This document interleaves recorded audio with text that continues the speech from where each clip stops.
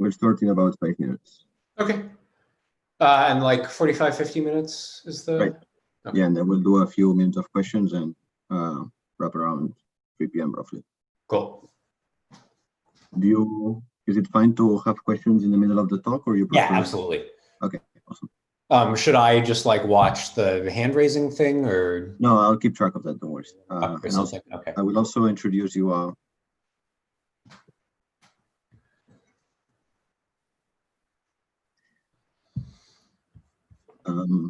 Yes, so I'll keep track of the questions, and then I'll also introduce a 205. And okay.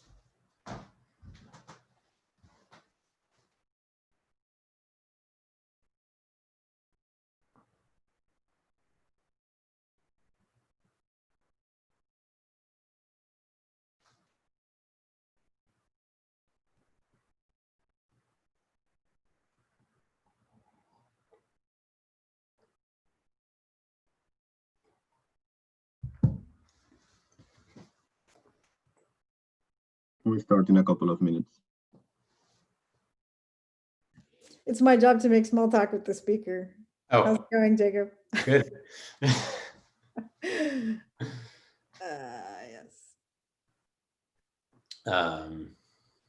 No, I'm glad we've been able to keep doing these since the virtual thing.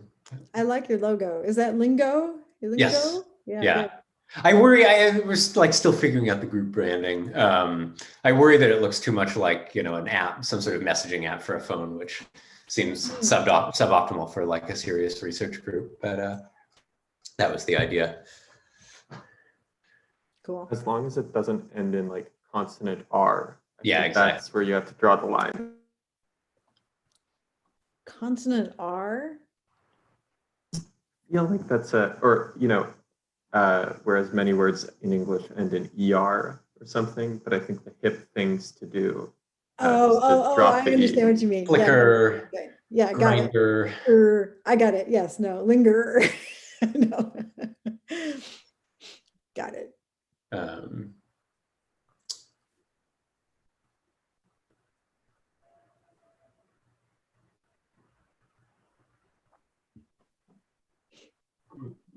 So let's start the seminar now.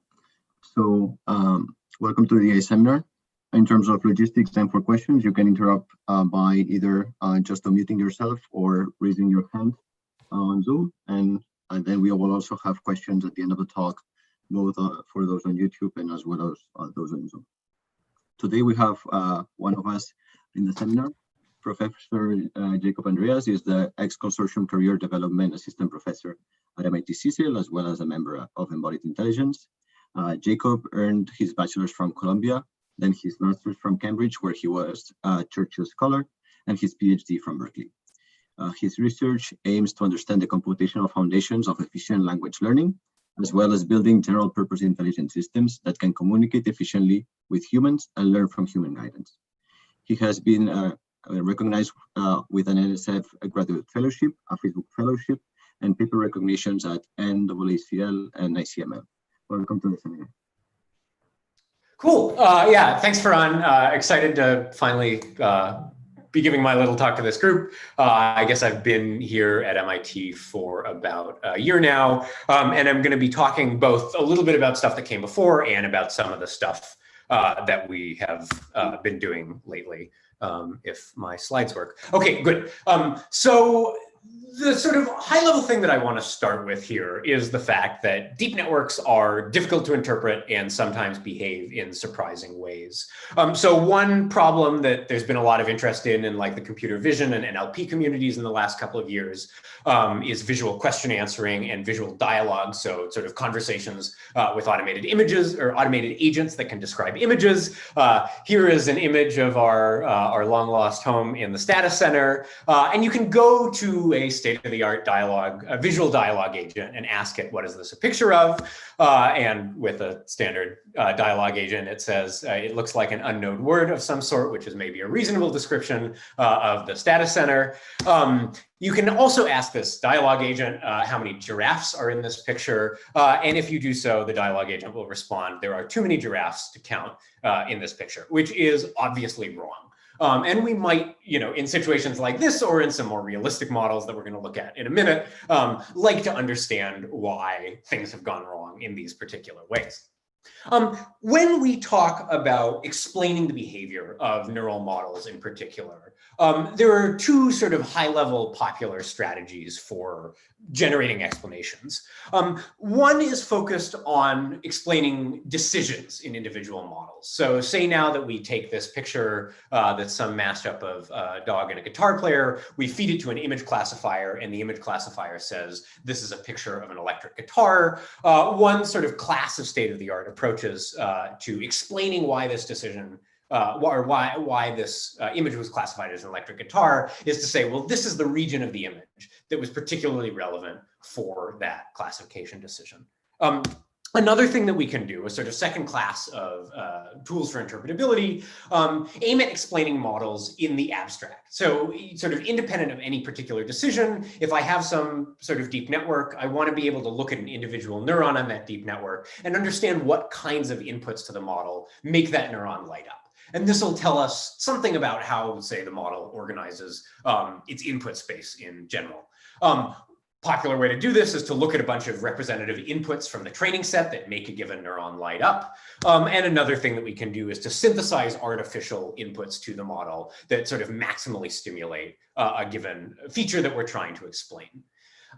In both of these kinds of approaches that we've looked at right now for sort of explaining decisions and explaining models, there's been a real emphasis in the research community on methods that are simple, that make it easy to articulate formal guarantees about the robustness of these kinds of explanation procedures. And in practice, this really kind of limits the expressiveness of the kinds of explanations that we generate. And most things look like visualizations of one form or another. And the first thing that I want to say here today is just that these kinds of explanations focused on visualization just don't tell the whole story about what's going on in these models, right? That if we think about this image on the left, we know that the model thinks that the fretboard and maybe parts of the hands and the shirt are relevant, but we don't know why, right? Is it the color of the fretboard? Is it the position of the hands relative to each other? Is it something about the interaction between the fretboard and the shirt? And similarly on the left, right, we now have a bunch of images of dogs or one super weird image of a dog, and we have to play some kind of guessing game to figure out what it is that all these images have in common. And it's going to be something more specific than just that they're all animal faces or just tops of buildings. And, this may seem low stakes in the context of these like generic image classification problems. Consider the application of these same kinds of techniques to tools for medical diagnosis, right? Where you have a model that's looking at a chest X-ray, it's classifying the X-ray as containing or exhibiting moderate pulmonary edema. It even tells you what it's looking at, but it doesn't tell you what features of that region that it's looking at are actually triggering this classification decision. And so if you imagine like a physician in the loop setting where a doctor is trying to understand sort of what the model is predicting and figure out whether that influences the doctor's own diagnosis, having a better explanation seems like it would be super useful. And taking a step back, the sort of piece of the puzzle that gets talked about less here is really what explanations are for.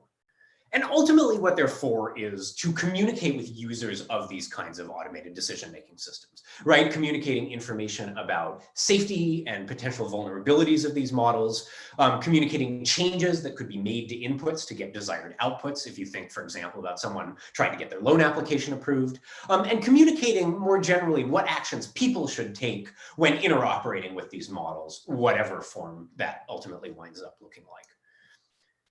And we can't talk about human communication or about communicating with humans without talking about language. So what I'm really going to be discussing today is looking at ways that we can use language as an explanatory tool in the context of machine learning problems that may have nothing at all to do with NLP on the surface.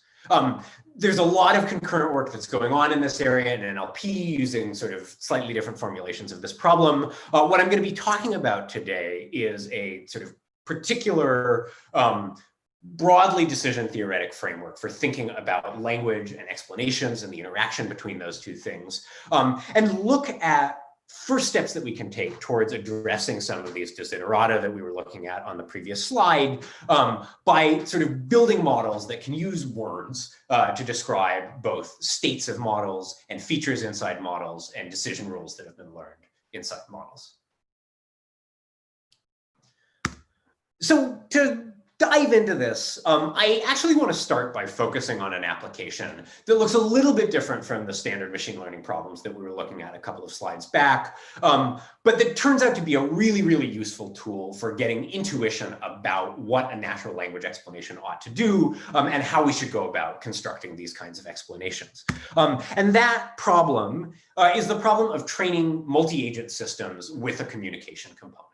Right, so classically, if you want to build some sort of decentralized multi-agent system, say a fleet of self-driving cars or self-driving Roombas or things on your factory floor or whatever, the first thing that you do is design by hand the protocol that the agents in this multi-agent system are going to use to communicate with each other.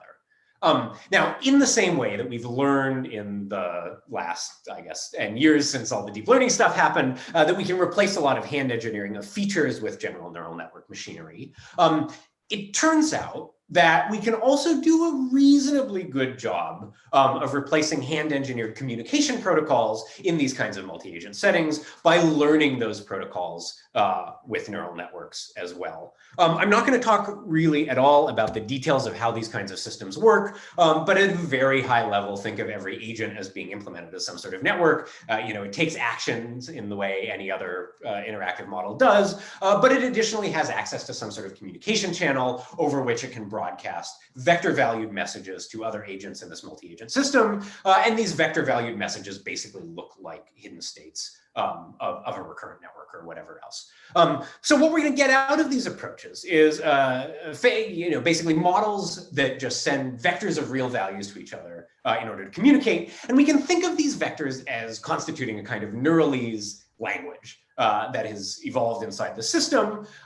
It's a language in the sense that it expresses communicative intent. It has effects on the behaviors that agents exhibit downstream. But importantly, unlike natural language, it doesn't have any kind of structure or any kind of semantics that are visible to a human observer of one of these systems. And once we start thinking about these sort of learned message state representations as constituting a kind of language, it's very natural to think of the interpretability problem as a problem of translation, right? That we have this learned communication protocol, and we want to understand that communication protocol by taking messages of the protocol and translating those messages into, say, English. Now, we could try to do this the way we do normal machine translation. So here's a sort of standard noisy channel formulation of a machine translation model. What this says is that if I have, my Neuralese message that I'm going to denote with a red 0, the best English translation of that message, which we're going to denote with a purple A here, is one that is both high probability a priori and one that people say in states of the world where the model is likely to produce the particular message that we're translating. Now, in a normal machine translation setting, we would start with a data set of, say, English and Spanish sentences that we got from European Parliament proceedings or something like that, what's called a parallel corpus, where we have pairs of sentences in two languages, where sort of pairwise we know that these sentences mean the same thing. And in this case, we can just read the two quantities that we care about off of this corpus, like we were looking at on the previous slide. Now, importantly, for our multi-agent communication problem, we don't have any parallel data like this. We can generate as many examples as we want of our learned agents talking to other learned agents. If we want, we can also go out and ask people to solve the same task that we're training our learned agents to do and collect examples of humans talking to other humans. But there's no way to generate a parallel corpus here because we don't already have access to a translator who speaks both Neuralese and English. So we're going to have to come up with some totally different way of finding English sentences that mean the same thing as these Neuralese messages. To do this, we need to think a little bit about meaning. Now, in linguistics and the sort of philosophy of language tradition, one of the standard tools for thinking about representations of meaning is the notion of a truth condition. And for our purposes today, this is just a fancy way of saying that if I'm given an utterance, like I'm going north, a way of representing the meaning of the utterance, I'm going north, is to sort of line up every possible state that I might be in the world, walk along that list of states, and check off the ones in which I can truthfully say I'm going north. And this collection of states in which it is true that I am going north now contains all of the information that I want about the meaning of the utterance. If you imagine going through the same exercise in Spanish, you're of course going to wind up with exactly the same set of states that's getting picked out. And so I can think of this, this collection of states as now constituting a language independent representation of the meaning of an utterance. We can go a step further, and rather than making a binary distinction between states in which a sentence is true or false, sort of model meaning probabilistically as the distribution over states in which the speaker might have been when they produced a given utterance. This takes us a little bit outside the framework of formal semantics on the linguistic side and into sort of other ways of thinking about meaning and context. But here, really just think of a meaning representation for our purposes today as a distribution over speaker states.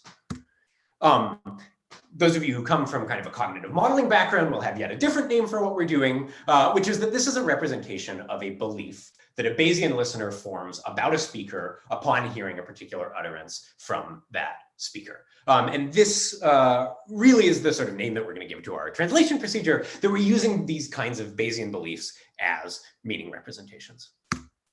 So what does this actually look like as a tool for generating translations of these Neuralese messages? Well, we're representing the meaning of an utterance by the belief that it induces in a listener. And the important thing about this definition is that this works even for utterances that don't look like language at all, right? So assume I have some way of constructing a model of the belief that, say, this blue agent forms about the state of the red agent upon seeing the red agent send a particular message.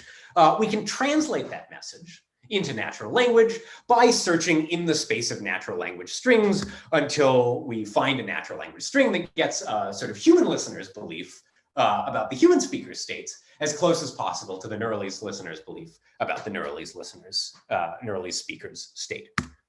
And again, concretely, we're going to represent these beliefs as probability distributions over states given messages. We're going to match them up using some measure of statistical distance.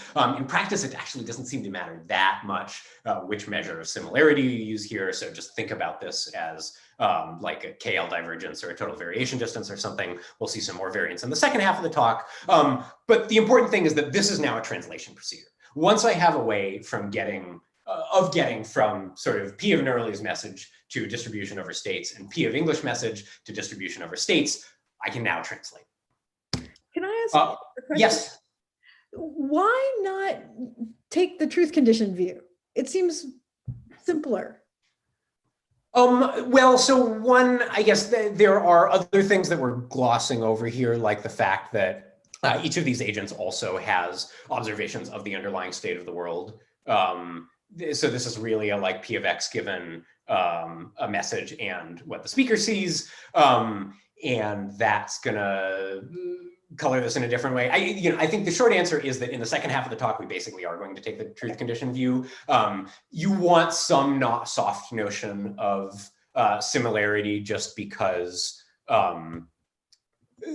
like when we actually start to translate like this, in practice, you're never going to find pairs of utterances that mean exactly the same thing in the context of these learned languages. And we just like have better measures of similarity over graded things. But I don't think, I would be surprised if you like discretized all of these and measured something with respect to the discrete distribution, whether any of these results would really change. Okay. And sorry, maybe another way of answering that is that it will be easier to easier to get these distributions than it will be to get like a binary classifier. Right. I think you could take the truth condition view without taking it to be binary, in the sense that you could count the likelihood that I would say this in this state. It was just that why. Oh, no. Okay. But this is actually super important. You don't want the likelihood that you're going to say this in this state. So there was in the like extended version of this first half of the talk, there's an example where the problem that the agents are trying to solve is like, solve some really nasty integral. And then if the answer is 1, say this to the user. And if the answer is 0, say this to the user. If you collect people playing this game, 99% of the people say, I don't know. So you don't want what's the probability, what's the like most probable message given the state, because in that game, the most probable message is always, I don't know. And you're never actually going to translate yes as yes. Yeah, so the direction of the conditioning is really important here. And I think the discrete piece of this is less important. Okay, good. Other questions before we go on? Okay, cool. So, all we really need here are these, P of X given message for English and Neuralese. How are we going to get these things? We're just going to train another model to do it, right? So I have my agents, I've trained my multi-agent system. I'm just going to collect a bunch of rollouts of this system, look at messages that were sent, and train some model that tries to reconstruct the underlying speaker state from those messages.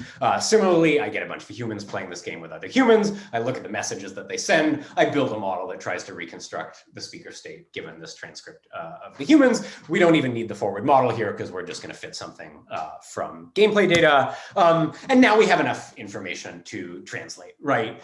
Sort of skipping over all of the technical details of how you actually search efficiently in this space and how you represent these distributions over all possible states. We're going to translate by taking these 2 learned models and trying to align the beliefs that messages in each of our 2 languages induce in listeners. Now, one important caveat for this first portion of the talk is that for all of the experiments I'm about to show, when we talk about the set of English messages that are candidates for translation, we're just going to extract a fixed dictionary of the most frequent messages that were sent by our human players in these games. And we're going to translate just by enumerating with respect to this like fixed predefined list until we find one that induces the best belief. So we're only going to be able to communicate meanings that we've already seen somebody try to express in the data. With that caveat, here's our recipe for translation. How might we go about evaluating the quality of a translation procedure like this? We're going to evaluate here on a couple of different tasks, starting with like the simplest example of a multi-agent communication problem that you can think of, which is a referring expression game. And the way a referring expression game works is I have a speaker on the left. I'm going to show that speaker an image. It's going to come up with some sort of representation of the image, pass it off to a listener, and the listener is going to try to decide, based on the representation of the image, whether the speaker was talking about, the original image or some distractor that we've introduced, and force the listener to choose between. And the way we're going, so we can train models to play this game. You can differentiate this whole process. It's easy, and people are quite good at this on their own. The way we're going to evaluate our translation procedure is by putting it in the middle of this game. So we're going to take a Neuralese speaker. We're going to translate its messages into English. We'll hand those messages off to a human listener, and we'll see if that translation is good enough to help a human listener figure out what it was that the model was trying to communicate. Now, just qualitatively, the kinds of translations, these are like n-best lists that you get in the context of this game, are things like large bird, black wings, black crown for the image on the left, and small brown, light brown, dark brown. These are just n-grams that we've extracted from human descriptions of these birds for this image on the right. If you evaluate this qualitatively, if we look at how well people do when playing one of these image reference games with one of these translation models in the middle, you can see that this sort of belief-based procedure that we've described does much better than a 50% chance baseline, and also better than a statistical co-occurrence baseline that basically tries to estimate something more like a traditional machine translation system by marginalizing over world states with the traces that you have. But the important thing here is that if you're sort of starting with Neuralese messages, you're translating them into English, or if you start with English messages, you translate them back into Neuralese and you hand those off to a learn model, you can do, not perfectly at this game, but non-trivially. We can come back to this driving game that we used as a motivating example. At the very beginning of the talk, here are messages that this red car sends to the blue car in various states, various of the red car's states. And you can see that these translations capture a lot of the semantics that are needed for the game, right? It says things like done or at goal when it's close to the goal. It says things like you first when it hasn't entered the intersection. And quantitatively, the story about game outcomes is basically the same here. You do a little bit better than this co-occurrence baseline, and again, much better than no communication. I have a question. Yeah. A couple of slides ago, do you have an intuition why one direction has higher accuracy than the other? Yeah, so my guess here is that the learned representations are just like a much sort of richer space than the space of natural language representations. There's like more bits in one of those vectors than in a sort of typical 2 or 3 word natural language description about one of these images. So the Neuralese model is expecting probably more like a finer grained description of the input image. And all we can do with this translation, that is probably very specific to that input image. All we can do with this translation procedure is give it a representation of another image that we saw like during training time. And so there's always going to be a sort of distributional mismatch here of a kind that you don't really get in the other direction. I see. Then Michael Ho asks whether with this system you would be able to translate something that's out of distribution from what you've seen during training? That is a good question. I think, well, I guess it depends on what you mean by training. So there's like out of distribution in the sense that you never saw it, or the like model never saw it at training time, and maybe you give it some new stimulus and that induces it to produce a new message. And then there's out of distribution in the sense of like the actual models that you're using to construct these belief representations here have never seen a given message before. In the second case, I don't think you have any hope of doing this. In the first case, provided that you can sort of train these models even on out of distribution inputs from the learner's perspective, then you probably can translate well. Another important point to make here that I guess I didn't make before is that there is no guarantee that this procedure is actually going to succeed, right? It could very easily be the case that there's some Neuralese message whose associated distribution over states is something that just cannot be compactly described in natural language, right? Think about in these image reference games that it's like, notice some very specific like linear combination of colors in a particular region of the image that we just like, as people aren't able to perceive, don't have words for, whatever. In that case, all you can sort of say is like, here's the best translation that I found, but these distributions are still very different from each other, don't trust me. And we'll actually come back to this point again in the second half of the talk.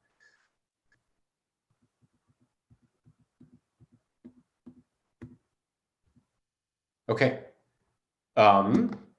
Then let's carry on. So taking a step back, like what did we just do here?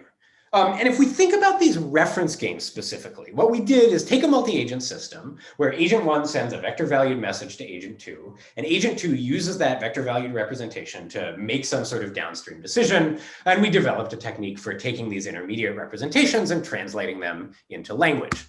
In the specific games that we were looking at here, the agents in this game were just implemented with deep networks. The message was just the final hidden representation computed by one of these deep networks. It was interpreted by passing that off to another neural net. So really all we've ever done is like trained a single fixed model to make some sort of classification in the context of one of these like image reference games.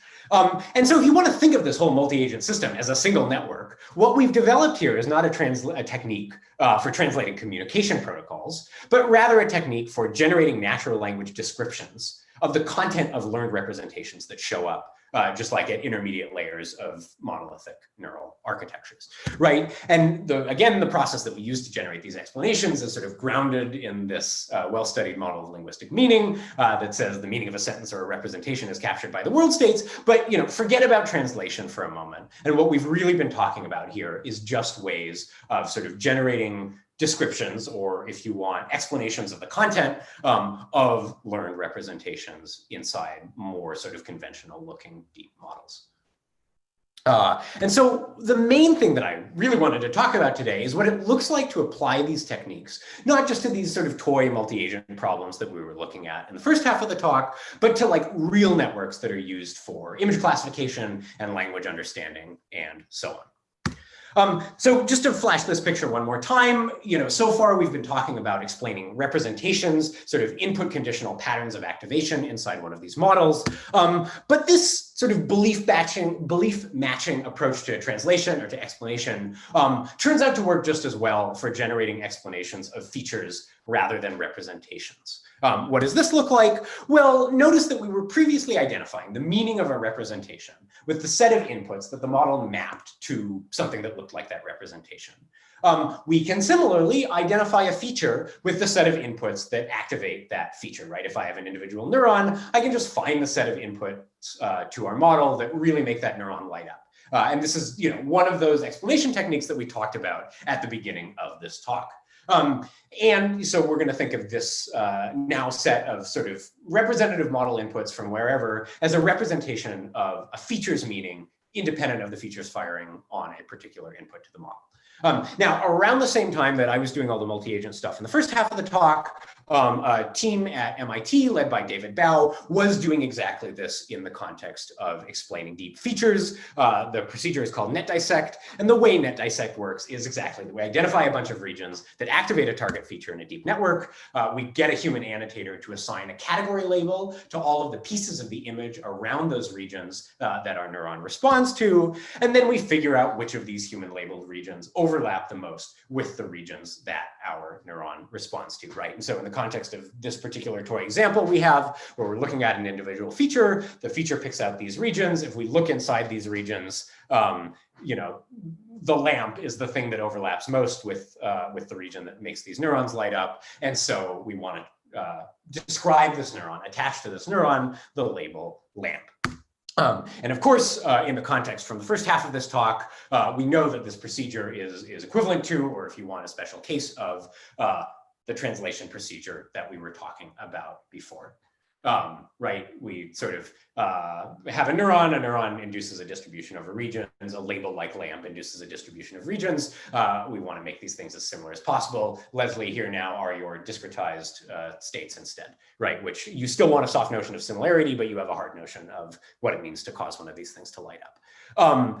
Now, in the Bao et al. Work, in this net dissect paper, as in our original representation translation work, we start with a fixed vocabulary of possible messages and just search in the space of possible messages, with respect to a space that's been predefined by a human annotator. Is this actually enough to generate the kinds of explanations that we will find useful? Well, here's another example of a neuron in one of these models. This is a network that was trained to do scene classification. And in this network, there's an individual neuron that has a particularly strong response to these 4 images. And if we run net dissect on this, if we run a sort of search over a fixed vocabulary of labels, we label this neuron as a bull ring detector. Now, it is obviously not a bull ring detector, right? We have in this set of representative activations a volleyball court and a baseball field and something that looks like a track or a horse racing stadium or something. And so we would really, like to be able to describe this neuron in a way that captures this kind of diversity. And the fundamental issue here is that there isn't any single word in the vocabulary of possible labels that we pre-committed to that actually captures what this neuron is doing, even though we can sort of see intuitively that it's just recognizing a list of different sports facilities. So what we'd really like to do here is find sort of arbitrary natural language descriptions that we can apply to patterns of response in these models, right? Something that can let us label this as a detector of stadiums or fields.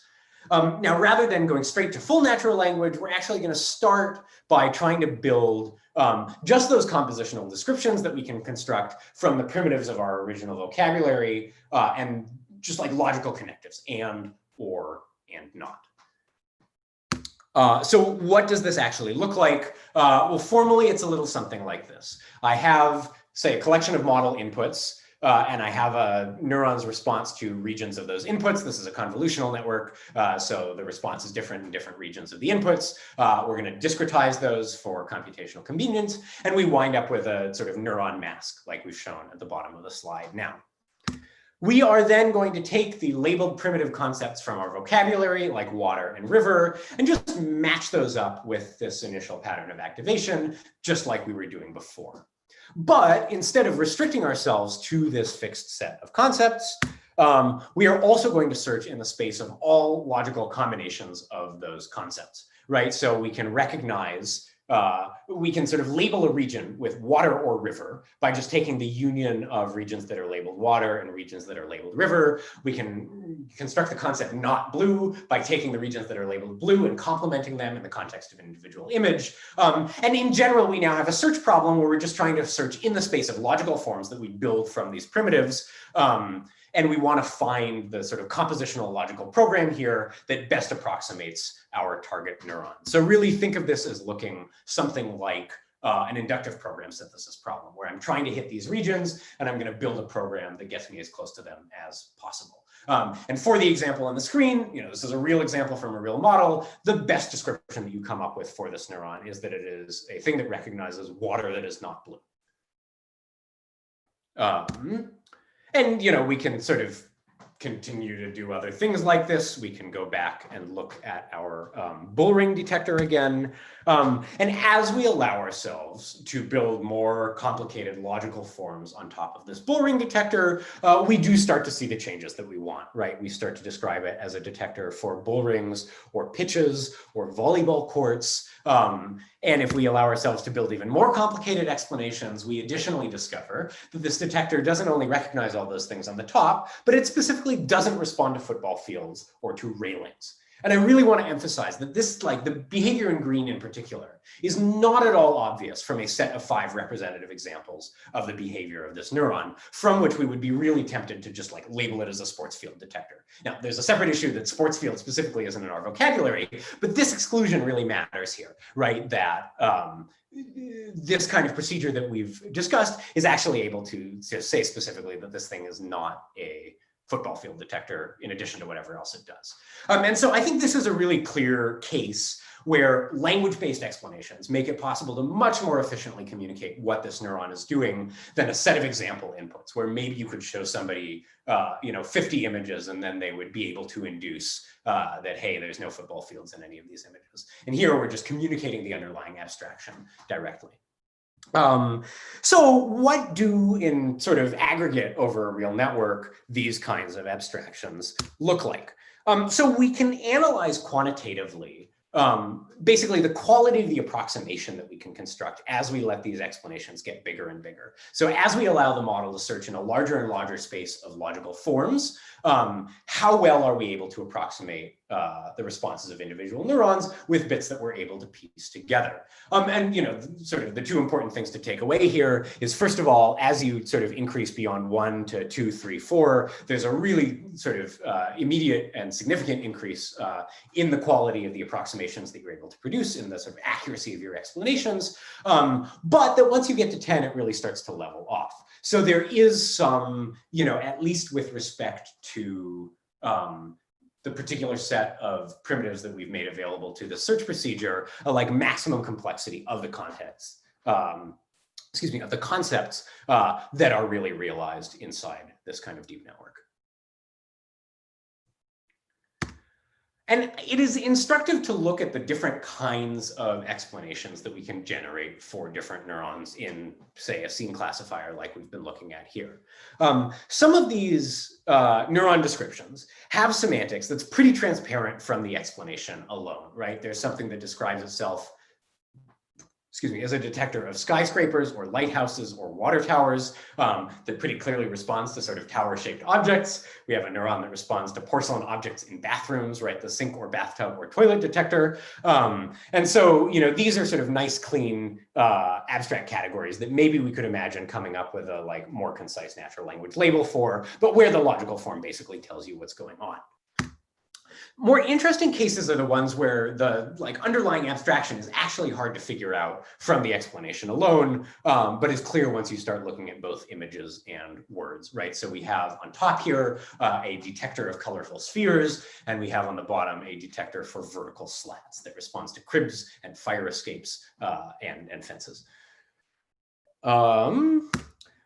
We saw before this example of the not blue water detector, and you actually find a bunch of neurons in this particular model that don't abstract over object categories that like we were looking at before, but that instead specialize to sort of real perceptual special cases of some of these models, like this, the water or river not blue. You find another unit that responds to images of attics, but only the upper portion of those things and not the lower one. And finally, this technique surfaces a bunch of neurons that are doing weird non-semantic things, and that, for example, respond with equal strength to unrelated classes of objects. So you can find in one of these networks a neuron that responds to images of both castles and operating rooms and bathrooms. And you can find another one that responds to bakeries and bank vaults. And these are indications that maybe the sort of conceptual or perceptual space inside these models is being organized in a pretty unintuitive or at least non-human way. That there's no obvious thing that all of these images have in common, but maybe precisely because it's fine for the neuron to fire in totally disjoint contexts, because you don't see any scene that contains both a bathroom and a castle, or an operating room and a castle. This sort of works out. We will return to this point. Very briefly, we've been looking at computer vision examples so far just because they're more fun to look at. You can also apply this technique to models for natural language processing. Here we're doing a task that's called natural language inference. It's sort of an artificial task that's interesting to semanticists. And the way this works is that we're given a pair of sentences, like a guy pointing at a giant BlackBerry and a woman tearing down a giant display. And we want to determine basically whether in this pair of sentences, one of them contradicts the other, one of them entails the other, or has nothing to do with the other. And so, in this case, right, if I have a single scene, it's probably not the case that that scene can be described as a guy pointing at a BlackBerry and a woman tearing down a display. Those are different situations. If we train a model to solve this natural language inference problem, and we look at the neurons inside this model, we can identify a single neuron here that fires when one of the sentences contains the word man and the other sentence does not contain the word man. And notice that this is probably something to worry about, right? It suggests that this model has actually latched onto this kind of shallow heuristic, and that any pair of sentences where one of the sentences contains man and the other one doesn't contain man will actually get labeled as a contradiction by this model. This is, in fact, a sort of real phenomenon that people working on this natural language inference problem have found, is that there are all these kind of shallow inference heuristics, of which gender matching is one. And the really surprising thing here is just that it gets reified identified as an individual, like top-level feature in this model's decision-making process. And there's some examples in the paper where you actually sort of take sentences, you add the word man in arbitrary ways, and the entailment judgment changes. Here is an even more fun version of the same phenomenon that's a little bit easier to visualize. So here we're looking at the output layer of a model. Again, scene classification, one possible label for a scene is viaduct, something that carries cars.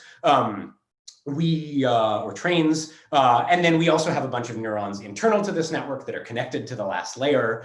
We've labeled each of these things with its associated logical form, and some of these things are individually detectors for viaduct, the object, as well. But they are detectors of other things, right? And in particular, we have a neuron on the bottom that is a detector of washing machines and laundromats and also viaducts.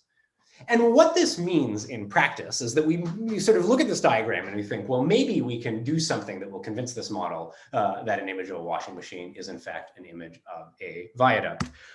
We will do that as follows. We will take an image of an outdoor scene, a forest path that all image classifiers classify as a forest path. We will insert into this forest path a bunch of washing machines. And now, not just the model that we described, but a bunch of other state-of-the-art image classifiers as well conclude with high confidence that this is an image of a viaduct, despite the fact that we don't have a viaduct anywhere in here.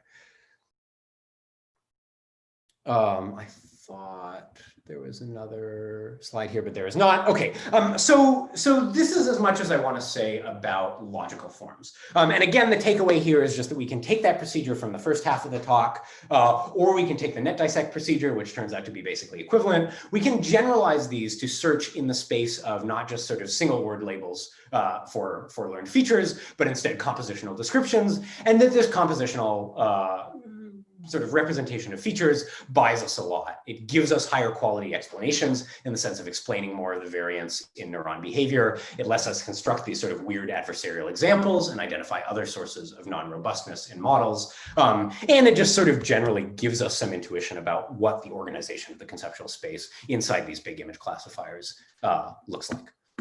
And so a natural next question to ask is whether this kind of logical composition is enough, or whether there is more that we expect to be able to get out of these models if we could somehow access an even richer explanatory vocabulary than the one that we've been looking at so far. Here are some natural language labels, things where Mechanical Turk workers just went out and sort of manually annotated representative sets of images from one of these same models. I guess this is trained for a slightly different image classification task, but trained to do image classification.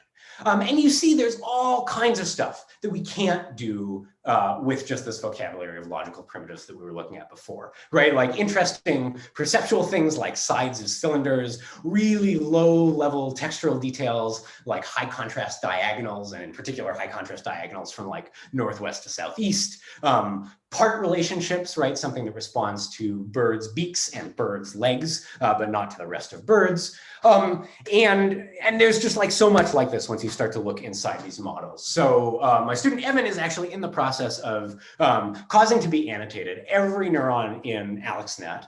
And every neuron, or I think 10% of neurons in like a big GAN trained for generating images of horses. And you really, I think you can see even from the descriptions that are on the screen right now, there's just like a lot going on that's very intuitive to human observers, but that isn't picked up by any of these composition procedures that we've looked at so far. So more in principle to be had from like richer natural language explanations. And so, I think the important thing is that once you have data like this, it's very easy to train your sort of string to distribution over inputs model, just like we were doing before. Once you have that model in hand, you can generalize it to other networks that you're trying to explain, things that were trained to do other tasks. And so, we start here by annotating responses of individual neurons, but what this is really going to turn into is just an extremely rich data set of very, very low level, well, I guess a mix of very low level and very high level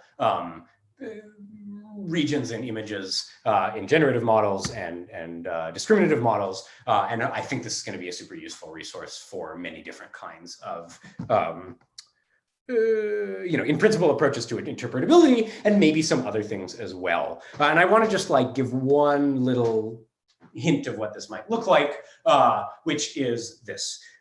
We said before that we were annotating a bunch of images, or rather a bunch of neurons inside a GAN, a generative image model that produces images of horses. The way these models work, you feed them a random vector, an image comes out the other side. We can then say, okay, starting from that random vector, find the smallest change that you can make to that random vector that also causes all the neurons containing the word jockey to light up. And if you do this, you get basically a minimal edit to this image that inserts a jockey into it.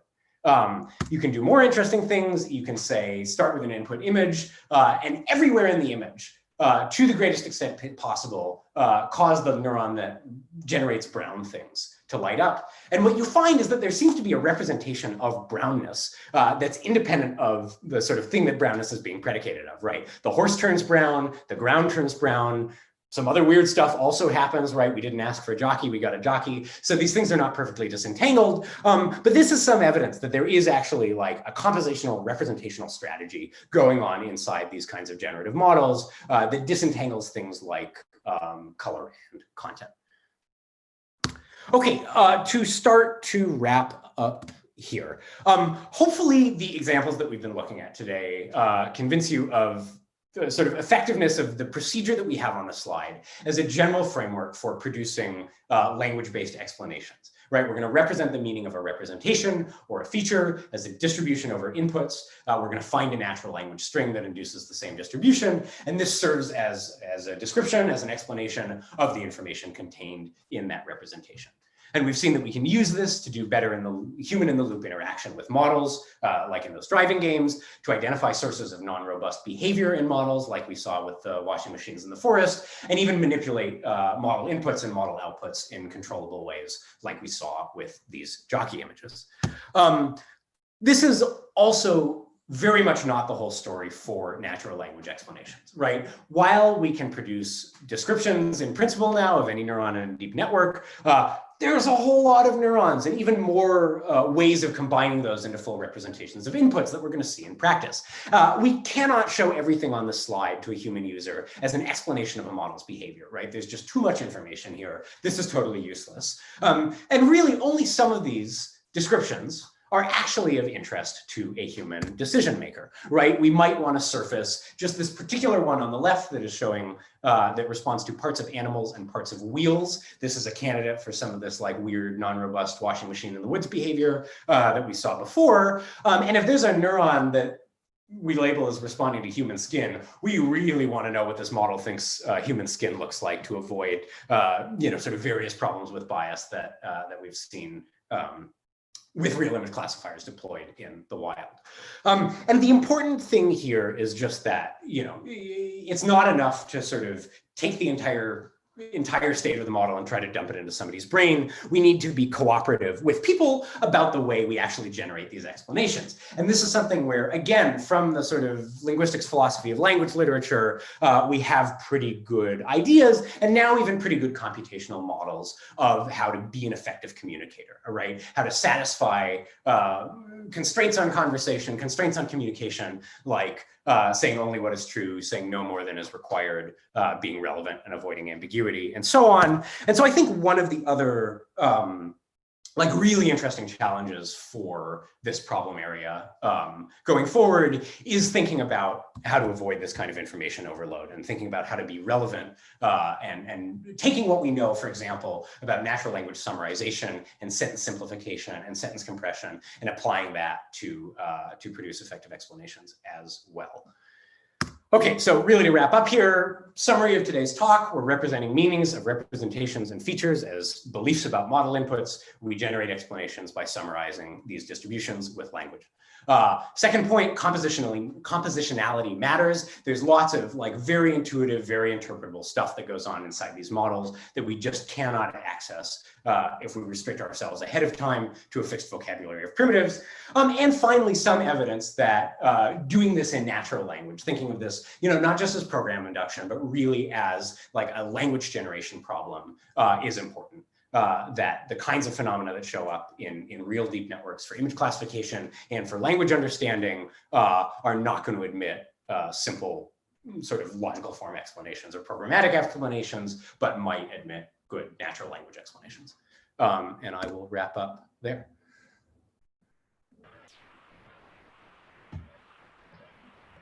Thanks, Jacob, for a great talk. Are there any questions?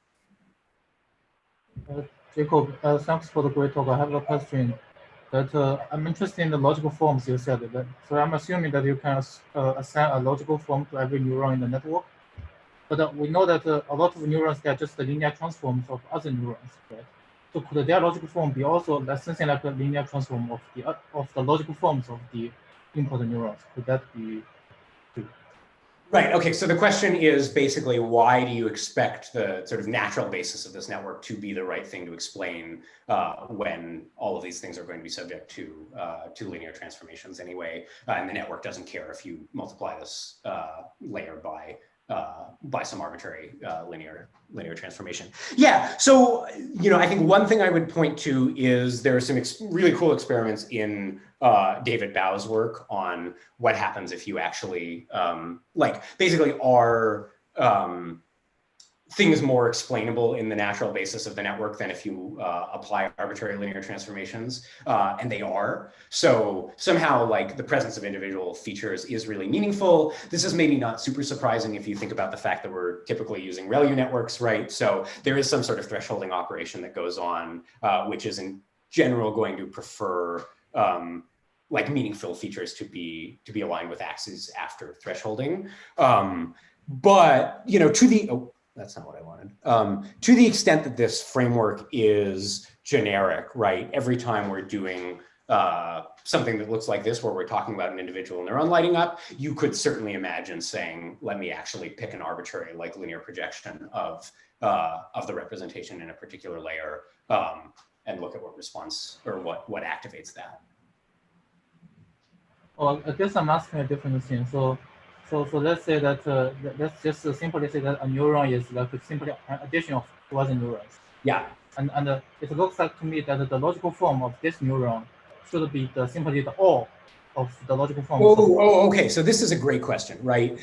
One sort of funny thing about this picture is that there's actually two different notions of composition going on here, right? There's both sort of logical labels that we've assigned to individual neurons here. And then there's the underlying structure of the network itself, which, as you say, if these things all have positive weights, depending on what the threshold is here, you expect sort of a definition inside the network that viaduct equals aqueduct or bridge or wash or any of these other things. Yeah, so one thing that Evan is just starting to look at right now is the extent to which those things actually look like definitions in language, right? Once you have here probably not, but once you have richer labels for all of these neurons, say, okay, here's the thing that I've labeled viaduct, literally get the dictionary definition of viaduct and look at how similar, a word or a sentence representation from that dictionary definition is to the concatenation of all of the neurons that feed into it with positive weight. Jury's still out. I wouldn't be surprised if there's some interesting structure there. Great talk, Jacob. I have a question. Why the emphasis on the explanations being in natural language? You can think of language as expressed just over some set of symbols, and we give meaning to these symbols by interacting with the system and understanding it. Yeah, well, so I guess there's I think an easy argument, which is just a usability argument, right? That we have these sort of complex abstractions, essentially, that we're trying to plug into a human user's head. And the tools that we have for communicating that abstraction are here's a bunch of input images, here's a sort of single super representative image, or here's some sort of abstract description, either in terms of logical forms or in terms of language. And that there's just sort of pragmatically, I think we expect, because it's what humans use to communicate with each other, the best tool that's going to be available to us for explaining things to people as well. There's a like slightly more provocative claim that I'm not sure I actually believe, but that might turn out to be true, which is that these particular features show up in these models in general for a reason, right? And that the sort of set of things that like are in the world that we've decided to label with names, you know, to sort of assign noun categories to or assign adjective categories to, are exactly those things that are actually perceptually important for the problems that people care about solving. And therefore, to the extent that you need some source of like primitives from which to build whatever kind of explanation technique you're going to be developing, like the dictionary is the right place to start because we have prior reason to believe that that it has the right coverage. So I guess my reasoning was so what you're saying is there's nothing that's not in the dictionary. Like if there's an explanation, it must be in the dictionary. If it's not, then I don't even understand it, or I can't even understand it. Yeah, and I don't know if that's, I mean, so it is certainly not the case that everything is in the dictionary, right? There's like lots of cases where these things don't match up all that well. I think I don't actually have this example in the talk, but like in the referring expression game, we did an experiment with a referring expression game where it's just colors, like you get 2 color patches as the input and the model has to refer to one of them. And it basically says all colors are divided into 2 categories, like those that are bright and purple and those that are dull and not purple, which is obviously something that we like don't really have a good name for. So yeah, weird stuff can certainly happen. Whether there are things that we can't explain in the language, but could conceivably communicate in some kind of other way, is I think a super interesting empirical question. And like, obviously you get any collection of these things, you get a smart person to stare at it. They will figure out what the underlying pattern is. How often that happens and whether it's useful to actually go through the process, I don't know. All right, thank you. Samuel?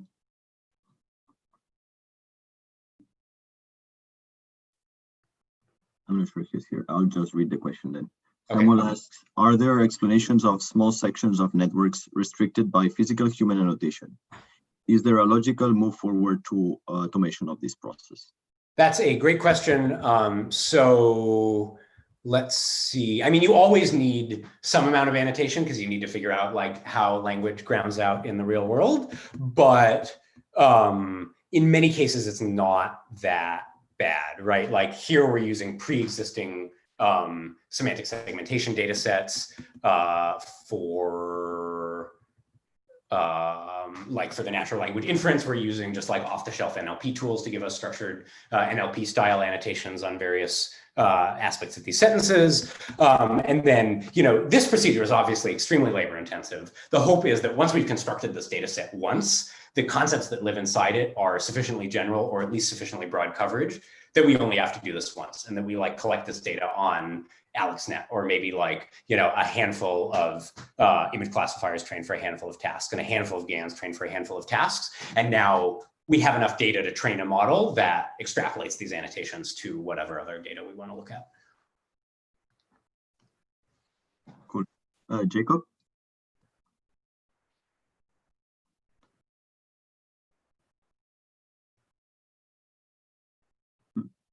Maybe they cannot unmute themselves. I'll also read the question. How labor intensive is it to adapt and apply these to a new network architecture, potentially in a new domain or modality? Explanation of attention layers. Yeah, so that is, I guess, sort of related to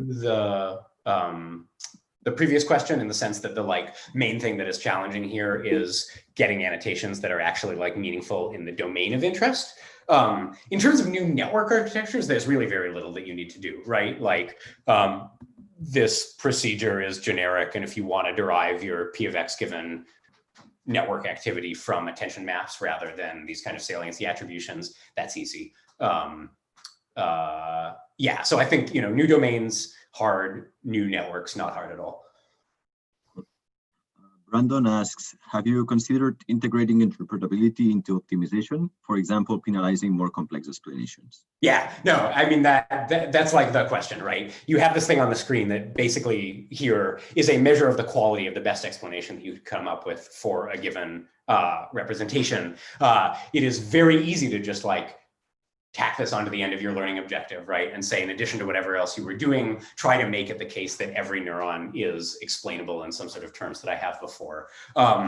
Easy in a formal sense, hard in a sense that you're now like doing an argument, you're basically solving a program synthesis problem for every neuron at every step of gradient descent. Probably not something that you actually want to do. And you can imagine kind of EM style procedures that don't require you to update those things as often. Looks a little bit like the posterior regularization framework from Ganchev et al. Whether this is actually a good idea or not, unclear. I mean, there certainly has been, so Jesse Mu, who was visiting MIT last semester and did like the work in the first half of this section, has also done work on, and I did at Berkeley also, suggesting that basically if you just like throw in extra language generation objectives at training time to models that don't have anything to do with language, right? Ask your image classifier to also generate captions for your images. That can help.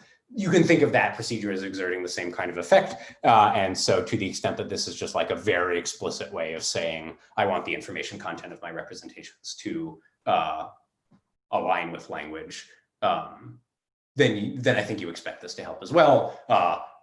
Hopefully I will have a better answer to that question in a few months. I have a kind of semi-related question. So I was wondering, with regards to the adversarial examples, you pointed a bit before, you have a slide about this, and there's basically many definitions of potential adversarial robustness, like L2, L1, but also translation and recolorization, and kind of, is there a way to use the techniques that you're explaining to kind of create more human-like definitions for adversarial examples and embed them into the optimization? Yeah, so that's, well, okay, I think I was with you to the end. I mean, like what these models do, if you apply conventional adversarial attacks to the input, I don't really know, and I suspect, you know, you just start recognizing things even as washing machines that don't look anything at all like washing machines. So I certainly don't want to claim that this is like solved or even makes it easier to identify like conventional sort of L1 ball, L infinity ball attacks. But yeah, I think the point is just that like, there's a lot of debate in that community about whether those are even like the right attack models at all, whereas paste a picture of a washing machine onto a picture of the forest, or, you know, paste a picture of a baseball onto a stop sign, are things that seem actually worth worrying about in the real world. So, you know, I think the point is just that here's like another category of attack with these kind of like, you know, MS Paint style adversaries. And this is a way of gaining insight into those, but probably not the other class. There's one last question, probably, two last questions, and then we'll be done. So a simple one is, what's the trend of accuracy versus accuracy in the translation in the first part of the talk versus the amount of translation data you have between Neuralese and English? Sorry, what's the correlation between translation accuracy and like downstream model performance? No. So amount of data that you have in terms of translation English to Neuralese. Yeah, that's it. Okay, I'll just read the question word by word. Okay. That we're not lost in translation. What's the trend of accuracy with the amount of translation data? That's referring to the first part of the talk when you were translating between English. Oh, got it. I never did those learning curve experiments. You know, I think in practice, because it's relatively cheap to get human data, and you can like certainly very easily get unlimited model data, we just got like enough. So yeah, this is not actually an answer to that question, but something that I think is super cool. So I'm just going to flash it up. You can also ask, what's the relationship between the quality of the best explanation you generated and model accuracy? And here there's a super interesting trend where in vision models, basically for those neurons who have good explanations, conditioned on a sort of well-explained neuron firing, you're probably going to make an accurate prediction. Conditioned on a poorly explained neuron firing, you're probably going to make an inaccurate prediction. in NLI, in this natural language inference model, that pattern is reversed. The better explained a neuron is, the more likely it is that that neuron firing indicates that the model is just screwed up. And I think the reason for that is exactly these kinds of, this is a sufficiently hard problem that you don't expect inference strategies to be expressible in terms of the like relatively impoverished explanation vocabulary that we have here. And so if you can precisely pinpoint what the model is doing, then that's probably a sign that something is going wrong. George, do you want to make the last question?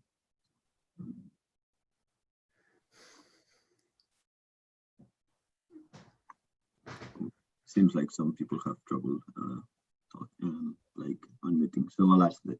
Is there a connection or similarity to Philippe Isola's work on multimodal contrastive representations? That's a follow-up to Brandon's question about interpretability into optimization. Yeah. So I guess I don't know exactly the multimodal stuff that Phil has been doing recently. I guess in general,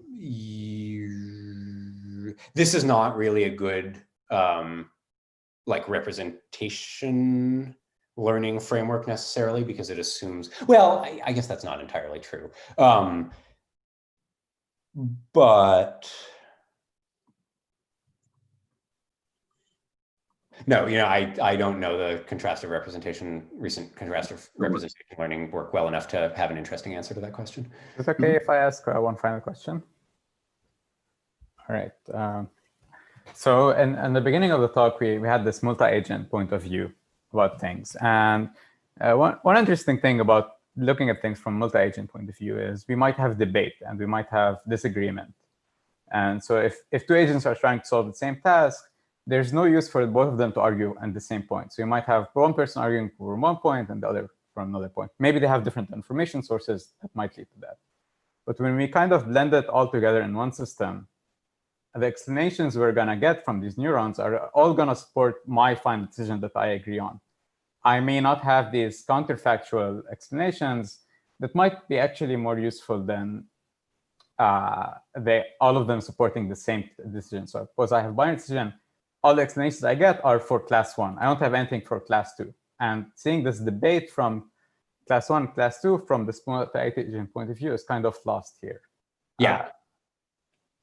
And so how can we regain that? How can we reobtain that kind of? Yeah, that is a great question. So, if we think back to the very beginning here, this figure from the line paper is actually like a piece of a larger figure where you say, here's the explanation you generate if you want to support the most likely class, which is electric guitar. You can generate a different explanation if you want to support an acoustic guitar label or a dog label or a person label. So to the extent that we already have techniques out there that let you generate both that here just let you generate like image and class conditional attribution maps. You can imagine generalizing those to like image, class, and neuron conditional attribution maps, and then everything else goes through. So, I think one of the important high-level things here is that we don't really care where these P's come from. And so if you can find a sort of defensible way of constructing them in a class conditional way, then you can use that to do these to support other classes. Nice. Okay, that's a nice point. Thank you. Cool. Thanks, Jacob, for a great talk. Thanks all for coming.